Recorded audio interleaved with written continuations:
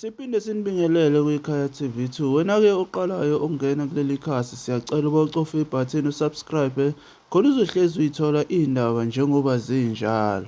I-MK Party ithi yona nenhlangano yodokotela i-MK Medics bazonakekela abantu, ikakhulukazi abantu abamnyama. Kodwa-ke uzozizwela-ke bezikhulumela bona ngemumva kwalo mculo lo ozolandela.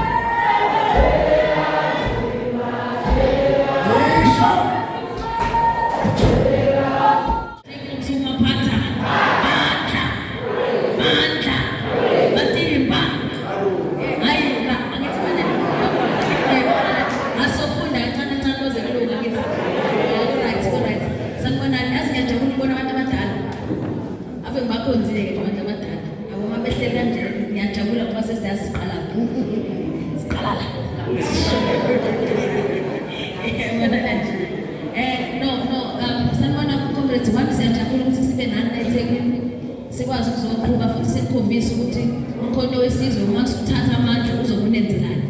Angithi asifuni ukuyenza lento mase sisemandleni, kumele niyibone eqala ukuthi mase bephethe bazosenzelana. Angithi so that when you vote nazi ukuthi nibe convinced ukuthi ngivotela into eseke ngayibona yenzeka. Asifuni ukulinda silesikhathi. Siqala namhlanje le. Yazi-ke abanye bemhlaba no 60, 70, 80 years yale. Akaze nangolulodwa usuku kufika udokotela emzini wakho ezokuskrinela kwakho umkhonto wesizwe akalethe. Yabo, sizokwenza singena emagini.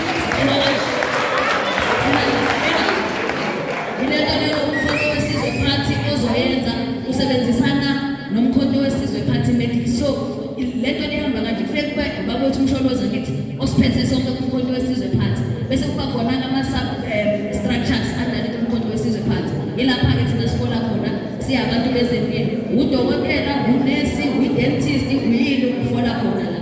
So siyajabula uba nani sizonisiza simscreen futhi mahala ha.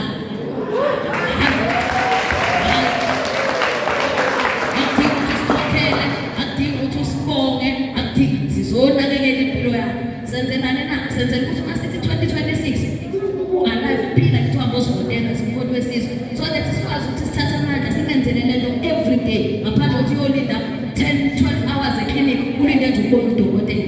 Yabo, odokotela kumkhonto wesizwe phansi bala. Bazohlala nani emagini, sizohlangana.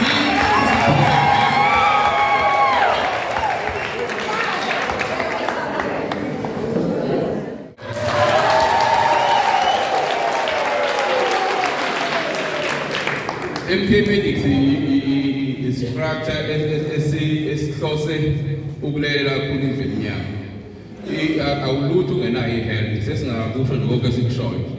Yonke into esifuna ukuyenza, umzabalazo wethu awunalutho nabe sizoshonelwa ama-comrades ethu. So kubaluleke kakhulu ukuthi maintain i-health yethu. 2, na usemzabalazweni uyakhohlwa nokuphuza amanzi nokubonyiwe. Ukhohlwe uyinayo ukuthi unikele ngawo wonke, uzonikela ngomzimba wakho. So enye izinto esizobe silwa nayo kakhulu ukuthi kena sithi silwa nawo wonke ushintsho esifuna ukulu-achieve, but we must maintain a healthy body. 2, we cannot do anything singenayo i-healthy society. There's no economy ngaphandle kwe-health. There's nothing ungenayo i-health. Kanti-ke enye izinto i-GPU ne-GNU abayinithethe kakhulu. I think umuntu omnyama ubekwe eceleni thina kuqhamuka kweze-health. Kubuhlungu kakhulu ukuthi uzothi ubuye ekhaya ubuye eklinikhi bekulandulele bathi awekho amaphilisi. Uze emsakazweni umene sethi akhona amaphilisi. Then uyibuza ukuthi awukanye ncintshelwane mina amaphilisi. Nakuthiwa akhona kodwa eklinikhi bathenga ingawekho. So ibuhlungu lonto leyo. Sizozama njengoba besho uhulumeni siyawudinga ukuthi ubuye kumkhonto wesizwe. Siyadinga uhulumeni ukuthi ulungiswe. Ikakhulu kwezempilo. Because akudlalwa ngempilo yomuntu. Iyona yodwa into esinayo. Akufani nezinye izinto la ungcintsha imali. Uzohamba ngayiboleka, but la ungcintsha impilo yami uzoyithatha kubani. So sizoyilwela kakhulu indaba yempilo. Enye izinto esizenzayo wena namhlanje njengoba sila inhloso yethu ukuthi sikwazi ukuscreena as much as everyone ola I think kunephutha uphuma la ungazazi i-BP yakho ithini, because i-BP ezinye zezifo eziyingozi mina engizazi. Ngoba umuntu uhamba ne-BP engambulala noma yini engazazi ukuthi unayo. Two, i-BP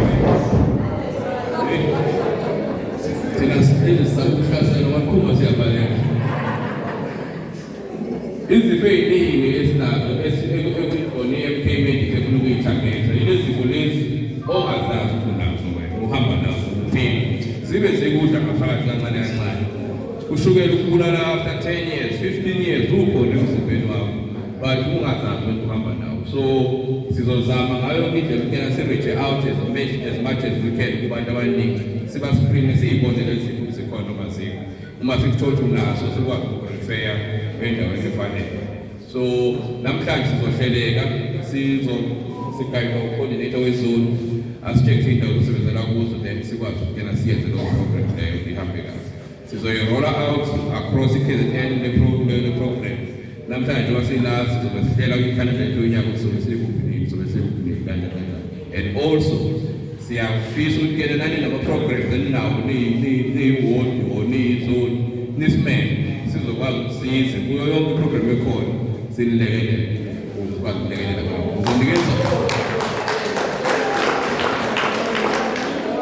Ngizonika ngesikhathi manje uDr. Biyela naye athi usinike i-background ye-MK Medics nenhloso yethu then bese sikwazi ukuqala-ke ne-program yethu.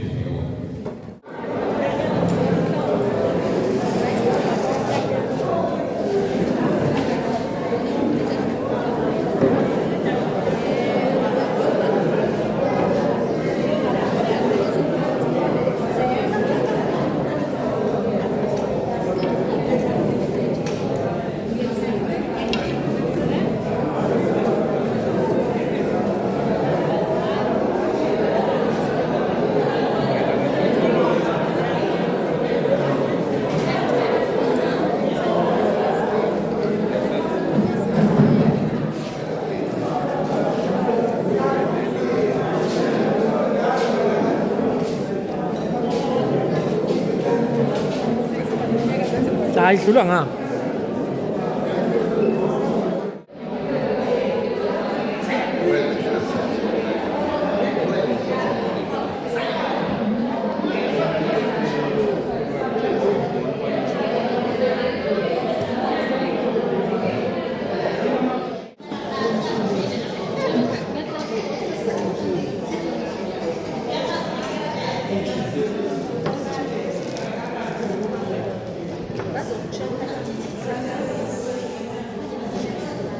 Thank you.